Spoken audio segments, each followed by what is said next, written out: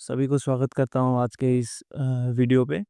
तो आज हम पढ़ने जा रहे हैं यूनियन एग्जीक्यूटिव और ये हमें कहाँ पर मिलता है पार्ट 5 आर्टिकल 52 से लेकर आर्टिकल 78 तक। जैसा कि इंडिया पे यूनियन एग्जीक्यूटिव एग्जिस्ट करता है सेम उसी तरफ इंडिया पे स्टेट एग्जीक्यूटिव भी एग्जिस्ट करता है, लेकिन हम इस वीडियो में सिर्फ और सिर्फ यूनियन एग्जीक्यूटिव के बारे में हम पढ़ने जा रहे हैं। इसका ओवरव्यू देख लेते हैं। The union executive is the central authority responsible for carrying out the laws and administrating the government of India. It represents the executive branch of the union and ensure the constitution is implemented in spirit and action. अब देखिए, union executive एक Indian constitution या फिर एक India का एक बहुत important part है या फिर एक वाइटल पार्ट है। ये क्या करता है, ये रिस्पॉन्सिबल है सभी लॉज और जितने भी कानून है वो अच्छे से इम्प्लीमेंट हो रहे हैं कि नहीं, उसे कौन सही से फॉलो कर रहा है कि नहीं, ये सब देखने के लिए यूनियन एग्जीक्यूटिव बहुत इंपॉर्टेंट रोल निभाता है। और ये हमारे कॉन्स्टिट्यूशन को इंश्योर करता है कि वो अच्छे से इम्प्लीमेंट हो इन spirit and both in action. ठीक है। अब यूनियन एग्जीक्यूटिव में क्या क्या इंक्लूडेड है? सबसे पहले इसे मैं पेन कर लेता हूँ। ये कलर भी चेंज कर लेता हूँ। यूनियन एग्जीक्यूटिव में कौन कौन से है? प्रेसिडेंट ऑफ इंडिया, जो भारत के प्रेसिडेंट है वो यूनियन एग्जीक्यूटिव के अंदर पढ़ते हैं। ठीक है। अब दूसरे हैं वाइस प्रेसिडेंट ऑफ इंडिया, तीसरे हैं the prime minister and the council of minister, और चौथे the attorney general of India. So union executive में कौन कौन से पढ़ते हैं, कौन कौन से मिनिस्टर या फिर प्रेसिडेंट पढ़ते हैं? The president of India, the vice president of India, और उसका the prime minister and the council of minister and the attorney general of India. अब अटॉर्नी जनरल क्या है, ये सब तो आपको पता ही होगा। प्रेसिडेंट कौन है, वाइस प्रेसिडेंट, प्राइम मिनिस्टर के बारे में तो आपको पता ही है। लेकिन अटॉर्नी जनरल यानी जो मेन जज या फिर जो इंडिया को जो फॉरेन कंट्री में रिप्रेजेंट करता है in terms of legal and lawful way में। ठीक है। द प्रेसिडेंट ऑफ इंडिया, अब हम प्रेसिडेंट के बारे में पढ़ने जा रहे हैं। The president is the constitutional head of the country. President क्या है? Constitutional head of the country है।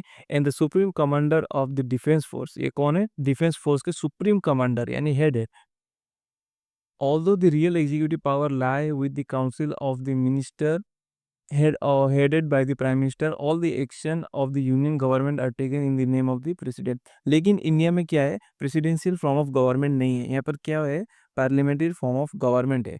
सो ऑल्दो अगर सच बात कहूँ, प्रेसिडेंट भारत के हैं, लेकिन ज़्यादातर काम कौन करता है भारत पे? द प्राइम मिनिस्टर करते हैं। ठीक है। आर्टिकल 52 से लेकर 78 of the constitution explain the structure, power and function of the union executive. इसे आपको याद रखना है। ठीक है। इसका मैं कलर चेंज कर लेता हूँ। फिर से ब्लैक आ गया यार यार। Qualification for the election. अब कौन कौन प्रेसिडेंट इंडिया पे बन सकते हैं? ठीक है। ऐसा नहीं कि रास्ते पे कोई आदमी चल रहा है उसे डायरेक्ट प्रेसिडेंट उठा के बना दिया, ऐसा नहीं होता। अब देखिए, प्रेसिडेंट होने के लिए क्वालिफिकेशन क्या क्या होना पड़ेगा? B a citizen of India, सबसे पहली बात भारत का सिटीजन होना चाहिए प्रेसिडेंट को। दूसरा है बी एटलीस्ट 35 ईयर ओल्ड। ठीक है। 35 ईयर्स ओल्ड के नीचे वो कोई प्रेसिडेंट इंडियन कॉन्स्टिट्यूशन नहीं बनाता है। उसके बाद be eligible to be a member of the Lok Sabha, यानी प्रेसिडेंट को क्या होना पड़ेगा? मेंबर ऑफ लोकसभा पहले होना पड़ेगा। ठीक है। नॉट होल्ड एनी ऑफिस और प्रॉफिट अंडर द सेंट्रल और स्टेट गवर्नमेंट और अंडर एनी लोकल और पब्लिक अथॉरिटी। या फिर मतलब इसका मीनिंग ये है कि अगर प्रेसिडेंट ऑफ इंडिया, अगर भारत सॉरी अगर प्रेसिडेंट कोई भी आदमी अगर ये सब क्वालिफिकेशन मतलब ये सब चीज़ क्वालिफाइड करके प्रेसिडेंट ऑफ इंडिया बनता है, तो कोई भी दूसरे जॉब को वो साथ साथ में नहीं कर सकते। ठीक है। एक को रिजाइन करना ही पड़ेगा। अगर से फॉर एग्जांपल अभी प्रेसिडेंट कौन है? द्रौपदी मुर्मू एक साथ दोनों जॉब नहीं कर सकती है। यहाँ पर प्रेसिडेंट द्रौपदी मुर्मू है, लेकिन साथ साथ वो बाहर में जाके किसी कंपनी या फिर किसी भी चीज़ का वो जॉब कर नहीं सकती, वंस एट अ टाइम। ठीक है। तो प्रेसिडेंट को सिर्फ प्रेसिडेंट ही बन के रहना पड़ेगा इंडिया पे। Election of the president. अब प्रेसिडेंट बनने के लिए क्या क्या इलेक्शन होता है या फिर इलेक्शन का प्रोसेस क्या है? President is indirectly elected by N electoral college which include, यानी प्रेसिडेंट को इनडायरेक्टली कौन इलेक्ट करता है? Electoral college. ठीक है। अब इसमें कौन कौन से इंक्लूड हो सकते हैं? All elected member of both houses of parliament, Lok Sabha and Rajya Sabha, all elected member of the legislative assembly of states and union territories. The election commission of India conduct and supervise the election. अब इसे कौन conduct करता है? Election commission of India इसे conduct करता है। तो फिर हमें क्या जानने को मिला कि द प्रेसिडेंट जो है वो इनडायरेक्टली इलेक्टोरल कॉलेज द्वारा इलेक्टेड होते हैं, और इसे कौन कंडक्ट करता है? इलेक्शन कमीशन ऑफ इंडिया इसे कंडक्ट करता है और सुपरवाइज भी करता है, यानी रेन चेक करता है। ओथ ऑफ ऑफिस, अब जो शपथ ग्रहण होता है वो कैसे होता है प्रेसिडेंट का? इंटरेस्टिंग चीज है, अब देखिए। The oath is administered by chief justice of India, यानी प्रेसिडेंट को चीफ जस्टिस ऑफ इंडिया के आगे शपथ ग्रहण लेना पड़ता है, ठीक है। और इन हिज एब्सेंस, अगर by chance chief justice of India absent रहे या फिर एबसेंट हो गए, तो द सीनियर मोस्ट जज ऑफ द सुप्रीम कोर्ट के आगे उनको शपथ ग्रहण लेना पड़ेगा। The president takes an oath to preserve, protect and defend the constitution and to faithfully perform the duties of the office, यानी वो प्रॉमिस लेते हैं या फिर ओथ लेते हैं हमारे भारतीय कॉन्स्टिट्यूशन को संरक्षित संरक्षित क्या बोलते हैं, संरक्षण संरक्षण करने के लिए, प्रोटेक्ट करने के लिए, प्रिजर्व करने के लिए, और ओवरऑल कॉन्स्टिट्यूशन का जो रेस्पेक्ट है उसे बरकरार रखने के लिए। Power and function of the president, अब प्रेसिडेंट के पावर क्या क्या है और फंक्शन क्या क्या है, ये इंपॉर्टेंट चीज है। The president is the head of Indian union and exercises various power under constitution. Executive power, अब प्रेसिडेंट का या फिर प्रेसिडेंट का एग्जीक्यूटिव पावर क्या क्या है? Appoint the prime minister and on their advice other minister, यानी प्रेसिडेंट क्या करते हैं? प्रेसिडेंट प्राइम मिनिस्टर को अपॉइंट करते हैं, और प्राइम मिनिस्टर के एडवाइस में जो दूसरे काउंसिल मिनिस्टर है उनको भी अपॉइंट करते हैं। Appoint the governor of state, governor of state को भी प्रेसिडेंट ही अपॉइंट करते हैं। And chief justice of India, जो चीफ जस्टिस है इंडिया के, उनको भी प्रेसिडेंट ही अपॉइंट करते हैं। एंड द जजेस of the supreme court and high court, जो supreme court and high court के जो मेन जजेस है उनको भी प्रेसिडेंट अपॉइंट करते हैं। Appoints important constitutional authorities like comptroller and auditor general, CAG, chief election commissioner and chairman and member of the UPSC and attorney general of India, यानी जो बड़े बड़े लोग हैं भारत के उन सभी को प्रेसिडेंट अल्टीमेटली अपॉइंट करते हैं।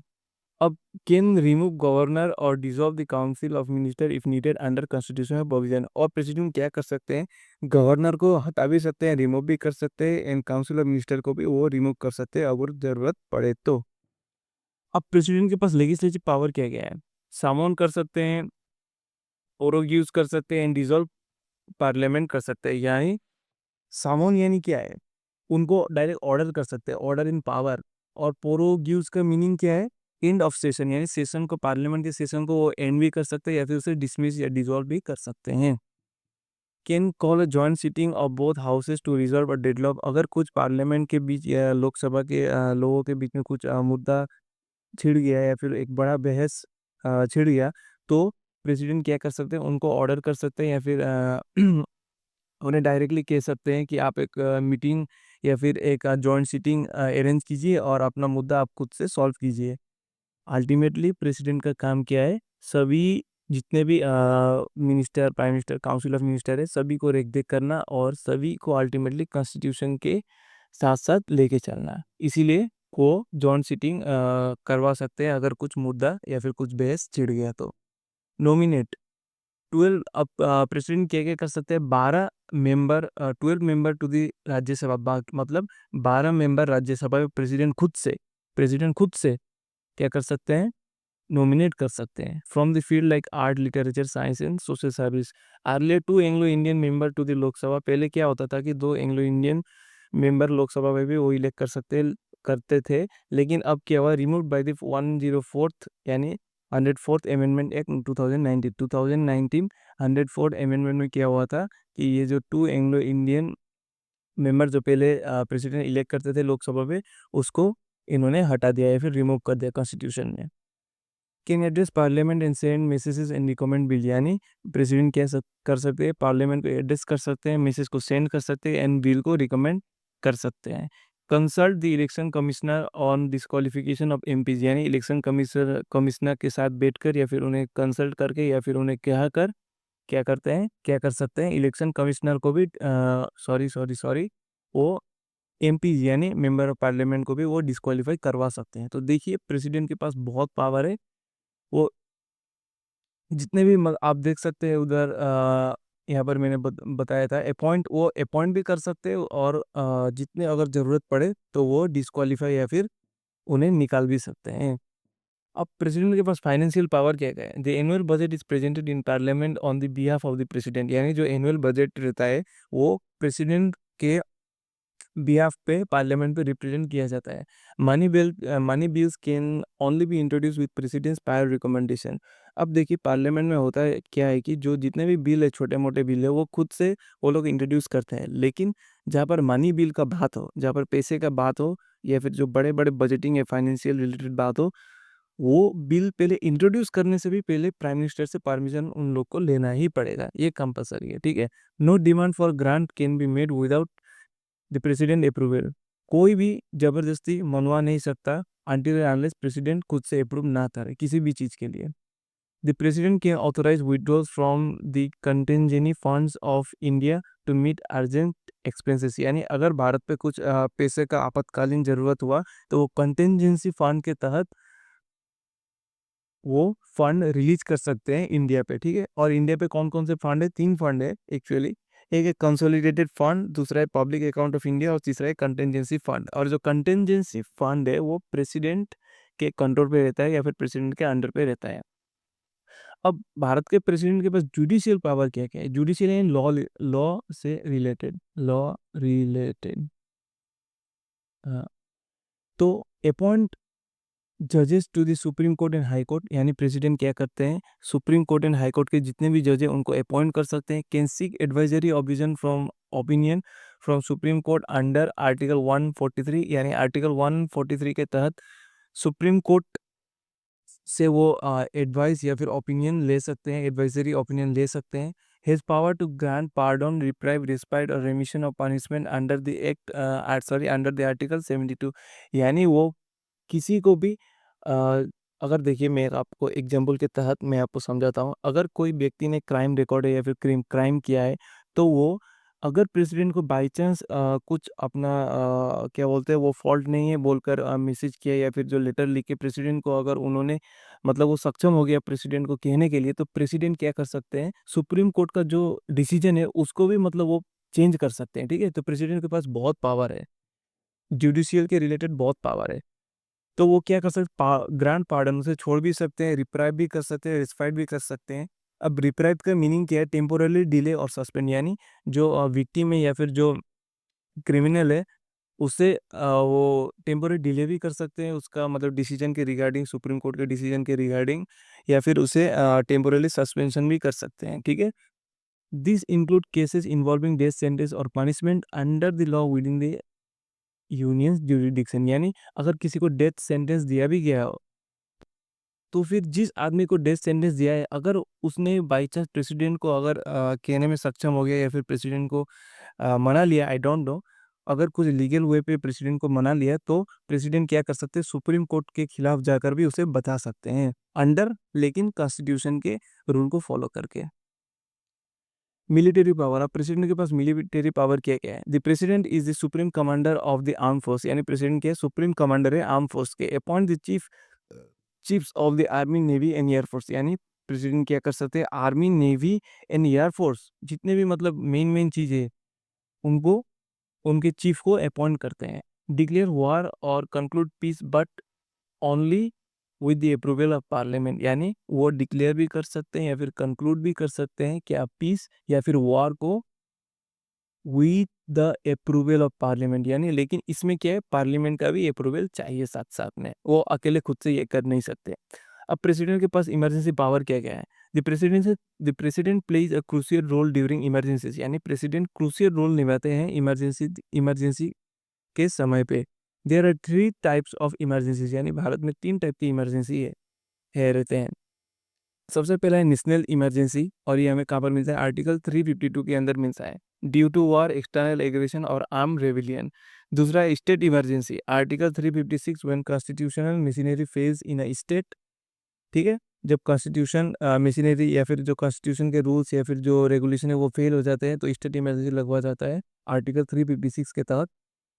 फाइनेंशियली फाइनेंशियल इमरजेंसी यानी पैसे related emergency, article 360, when financial stability और credit of India is threatened. ठीक है, वेटो पावर भी है प्रेसिडेंट के पास। वेटो पावर यानी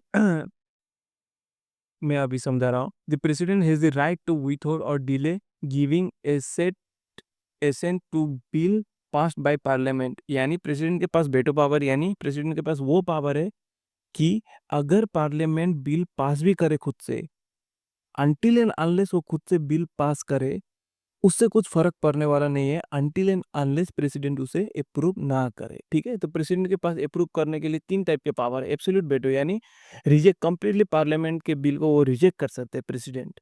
और दूसरा है सस्पेंशन वीटो यानी return the bill to the parliament for reconsideration, यानी वो जो बिल पार्लियामेंट ने पास किया है उसे फिर से पार्लियामेंट पे रिटर्न कर सकते हैं। तो देखिए प्रेसिडेंट के पास कितना पावर है। पॉकेट वीटो यानी keeps the bill pending indefinitely without approval और रिजेक्शन, या फिर पॉकेट वीटो यानी वो बिल को जस्ट अपने साथ रख सकते हैं जब तक उनको सही ना लगे। ठीक है, वो होल्ड कर सकते हैं और या फिर डायरेक्ट रिजेक्ट कर सकते हैं। अब पढ़ते हैं vice president of India. Introduction. The vice president is the second highest constitutional authority in India. He acts as the ex officio chairman of the Rajya Sabha and perform the duties of the president in case of vacancy और absent. यानी vice president नाम से ही हमें पता चल गया, president अगर absent हो तो वाइस प्रेसिडेंट ज़्यादातर रोल प्रेसिडेंट की निभाते हैं, या फिर प्रेसिडेंट का रोल निभाते हैं। और ये क्या क्या एक्स एक्ट करते हैं? Ex officio chairman of the Rajya Sabha. ठीक है, ये इंपॉर्टेंट लाइन है। क्वालिफिकेशन, अब वाइस प्रेसिडेंट होने के लिए क्वालिफिकेशन क्या क्या चाहिए? To become vice president a person must be a citizen of India. ठीक है, same as president, vice president के जो भी इलेक्टेड जो वाइस प्रेसिडेंट है उनको भी सिटीजन ऑफ इंडिया होना पड़ेगा। Be at least 35 year old, same as president. Be qualified for election to the Rajya Sabha. Not hold any office of profit under the government. जितने भी क्वालिफिकेशन प्रेसिडेंट को चाहिए उतने सेम वाइस प्रेसिडेंट को भी चाहिए वाइस प्रेसिडेंट होने के लिए। Election, the vice president is elected indirectly by the member of both houses parliament elected and nominated. The election commissioner of India overseas the process, यानी इलेक्शन कमिश्नर ऑफ इंडिया इस process को देखता है। और ये इनडायरेक्टली कहाँ से vice president कहाँ से इलेक्ट होते हैं? Indirectly member of both houses of parliament. और बोथ हाउसेस ऑफ पार्लियामेंट कौन कौन से? लोकसभा और राज्यसभा से ही वाइस प्रेसिडेंट इलेक्ट होते हैं। Oath and term, takes the oath before the president of India. देखिए यहाँ पर वाइस प्रेसिडेंट क्या करते हैं? प्रेसिडेंट के आगे शपथ ग्रहण करते हैं, लेकिन प्रेसिडेंट क्या करते थे? सुप्रीम कोर्ट के जो मेन जज है उनके आगे वो शपथ ग्रहण करते थे। Hold office for 5 year and is eligible for री election. Function and power, vice president के पास फंक्शन एंड पावर क्या क्या है? X officer chairman of Rajya Sabha, यानी वो x officer chairman of Rajya Sabha की तरफ एक्ट कर सकते हैं। Preside over it's proceeding in maintain order, ये मेंटेन कर सकते हैं और मीटिंग को प्रिसाइड कर सकते हैं। Has similar power as the speaker of Lok Sabha, यानी जो जितने भी पावर स्पीकर ऑफ लोकसभा के पास है सेम पावर राज्यसभा के सॉरी वाइस प्रेसिडेंट के पास भी है। Acts as president when the office of president become vacant due to death, resignation और रिमूवल। अगर जो भारत के प्रेसिडेंट है अगर उनका बाई चांस निधन हो जाता है या फिर जो रेजिग्नेशन ले लेते हैं या फिर रिमूव हो जाते हैं तो ये vice president as a president act करते हैं, यानी प्रेसिडेंट का रोल निभाते हैं। Perform presidential duties for maximum of 6 month until new president is elected. और ये क्या कर सकते हैं? मैक्स टू मैक्स 6 मंथ तक प्रेसिडेंट का रोल निभाते हैं, उसके बाद मेन प्रेसिडेंट जो भारत के मेन प्रेसिडेंट है उनको अपॉइंट किया जाता है। अब क्विक समरी फॉर एग्जाम, ये सब ऊपर की चीज़ें हैं, बस एग्जाम देते समय आपको ये जल्दी देखने के लिए मैंने बनाया है। ठीक है, in short the president represent the unity and integrity of the nation ensuring that governance function within constitutional boundaries. The vice president bridges the link between executive and the legislature by heading the Rajya Sabha and stamping in as the acting president when needed. Together, they form the core leadership of the Union Executive, maintaining balance, accountability and stability of the Indian democracy system. ठीक है, बहुत सुंदर। आज का video यहीं पे समाप्त करते हैं, वीडियो लंबा हो गया है और इसका नोट्स मैंने नीचे डिस्क्रिप्शन पे दिया है। और बेझिझक आप इसे डाउनलोड कीजिए क्योंकि ये सभी government exam point of view से डिज़ाइन किया है और ये बहुत इंपॉर्टेंट नोट्स हैं। धन्यवाद।